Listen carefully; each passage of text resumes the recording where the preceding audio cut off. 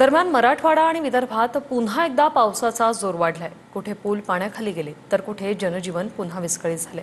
पाहूया। पावसामुळे धाराशिवमधील अनेक नदी नाल्यांना पूर। धाराशिवच्या आळणीतील काही शेतकरी पुराच्या पाण्यातून वाहून गेले। सुदैवानं त्यांना पोहता येत असल्यानं ते सुखरूप बाहेर आले।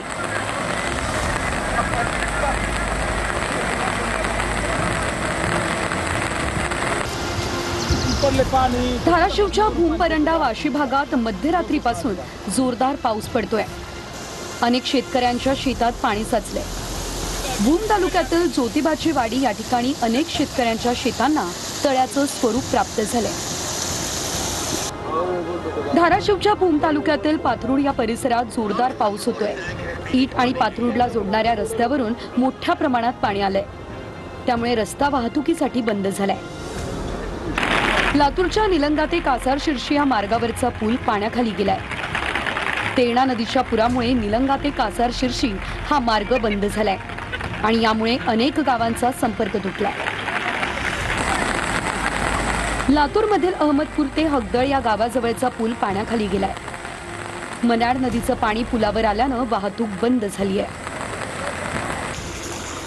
लातूर जिल्ह्यातल्या चाकूर तालुक्यात पुन्हा एकदा अतिवृष्टी झाली आहे। संततधार पावसामुळे वडवळ गावात जनजीवन विस्कळीत झालंय। अनेक घरांमध्ये पाणी शिरल्यानं नुकसान झालंय। वडवळ गावाशेजारील ओढ्याचं पाणी गावात घुसल्यानं ही परिस्थिती ओढावली आहे। लातूर जिल्ह्यातल्या उदगीर तालुक्यात असलेल्या नेत्रगाव या ठिकाणी पुलावरून पाणी वाहतंय आणि यामुळे वाहतूक ठप्प झाली आहे। उदगीर तालुक्यात पुन्हा अतिवृष्टी झाली आहे। पूल पाण्याखाली आल्यानं नेत्रगाव या ठिकाणी गावकऱ्यांना गावाबाहेर पडण्याचा रस्ताच बंद झालाय। बीड शहरातून जाणाऱ्या बिंदुसरा नदीला पूर आलाय। रात्रभर झालेल्या मुसळधार पावसानं बिंदुसरा नदीला पूर आला। आसपासच्या परिसरातील नागरिकांना सतर्कतेचा इशारा देण्यात आलाय। बीड जिल्ह्याला आज येलो अलर्ट आहे।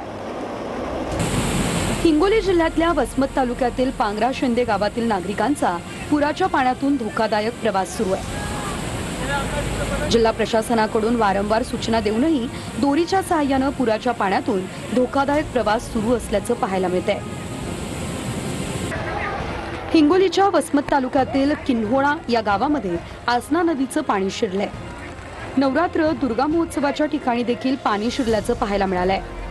जिल्ह्यात मध्यरात्रीपासूनच सकाळपर्यंत जोरदार पाऊस सुरूच आहे। मुसळधार पावसामुळे गोंदिया जिल्ह्यातील जलाशयांच्या पाणीसाठ्यात वाढ झाली आहे। पुजारी टोला धरणाचे 4 तर शिरपूर धरणाचे 3 दरवाजे उघडले। दोन्ही धरणातून मोठ्या प्रमाणात पाण्याचा विसर्ग होतोय। नदीकाठावरील गावांना सतर्कतेचा इशाराही देण्यात आलाय।